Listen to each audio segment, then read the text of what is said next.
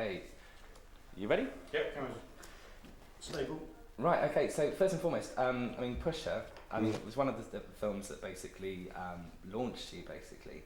So, Yeah, that was the one, yeah. It was. So, what does the Pusher trilogy especially mean to you, sort of thing? Yeah, it means that it's just a token of a way of working with my favorite director, Nicholas. As you said before, we started out together. That was my first feature film, and that was his first feature film. And I was at drama school when we did it. I got kicked out because of doing it, because I was not allowed.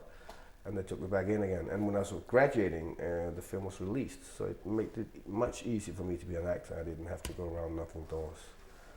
And it's just a nice way of working with Nicholas. It just means a lot to me, being able to come here with the trilogy.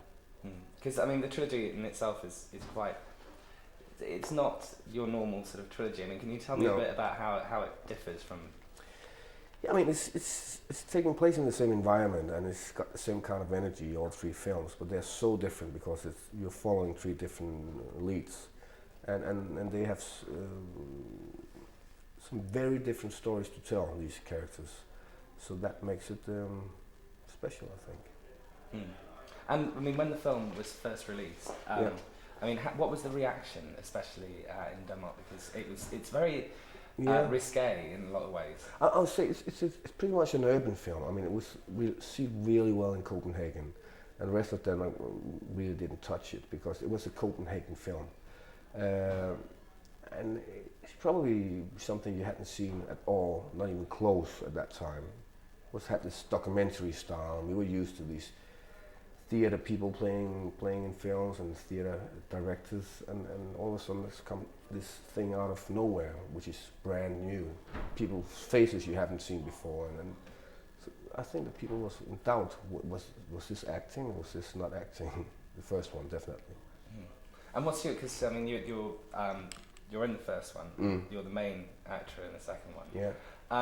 How was it returning as Tony in the second one and expanding on everything? It was pretty weird. I know that Nikolai talked about that, doing a sequel or maybe one more, and all of a sudden he just called me and said, "Now's the time. Let's do it." And I remember I thought, "Oh man, do I want to play this idiot again? Do I want to go back and try to find that energy?" But then I shook my head and everything was fine, and we just went for it. Cool. Now, of course, you're in the Bond film. Yeah. So, how's the shooting going? And you were saying before about Daniel Craig. If you could sort of tell us all about that. I think the shooting is on schedule, and everybody's happy. I think there's a good atmosphere there. It's just not that different from working on a Danish film. I like. It's nice. It's Daniel is great. He's going to be a great Bond, and here I am promoting Bond. But it's fun. It's fun to be part of that legendary TV series, film series. Yeah. Because I noticed that I saw a photo on the internet. You see that? I've seen one photo. I think it was taken from a Danish newspaper, and it's on a sort of film website. You've got the. I got the eye. Going on. I got the villain's eye. Yeah. How is the eye? Well, it's a lens. Surprise! It's a milk-colored lens, and he's blind. He's blind on one eye. It was a neat little touch to make him. That means I don't have to do that much. This is just a subtle little expression, so I think it's a nice touch. Now I know what a lot of people want to know is that in the book there is a very risky scene. Oh, it's in there. With the chair. Oh, it's in there. And the carpet beater. Can you tell us? Have you filmed that scene? We've done it. And how is it? Are you doing it as it is in the book, or? Not exactly, but it's in there, and I think it might even be more vicious than it is in the book, though. We have to take care of the PG-13 thing, but it's pretty good. Oh my God. How did Daniel react? He screamed a lot. That's terrible. Yeah. Now, going back to Pusher. What do you think? How do you find that international audiences have reacted to the film, and especially tonight? You're showing it here, so. It's, as I said before, it's an urban film. So London can relate to that, New York can relate to it, Paris can relate to it. It's not a shoot.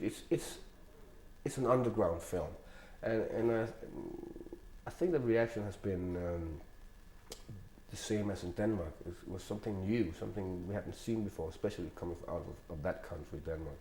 Normally we're used to people wearing costumes from 1850 and carrying a horse on the back and ringing a little bell. So this was a different thing coming out of there, and that was the same reaction in Denmark.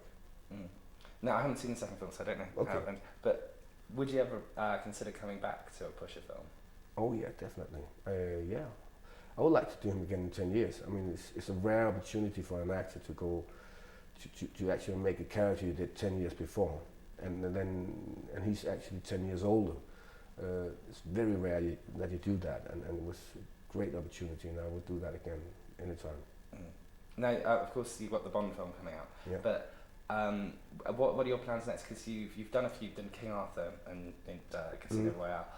Is your plan Hollywood, or is it sticking with your Danish roots, or I mean, what's your? Well, I'm Danish. I live in Copenhagen. I got my family there, and I got my work there. Got my first tongue, my first language there, which I feel a little more comfortable with acting in. So I think I'm going to be based there for the rest of my life. But if something pops up, that'll be the icing on the cake. That's fine with me. Cool.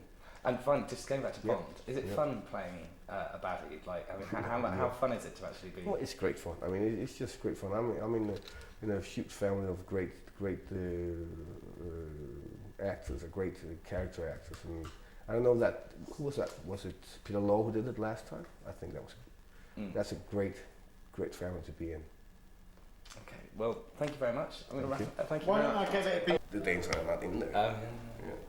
No, apparently it's not. We got the cameraman at work. And we didn't lose one match. You know that in the qualifying. Really? 5 draws, 5 wins. That wasn't enough. Isn't that terrible? That is terrible. Yeah. That is really terrible. Nothing to do about it. But you're going to win this time, huh? Yeah, definitely. I think that's so. what everybody says every year about the English side. And we always have this lull every year where we lose, and then it's like. As I said before, I'll put my money on Sweden and England in the final. Yeah? Yeah. In the first group, 1-1. Okay. How much? I don't know. 10 quid. 10 quid. That's good. Yeah. You got it.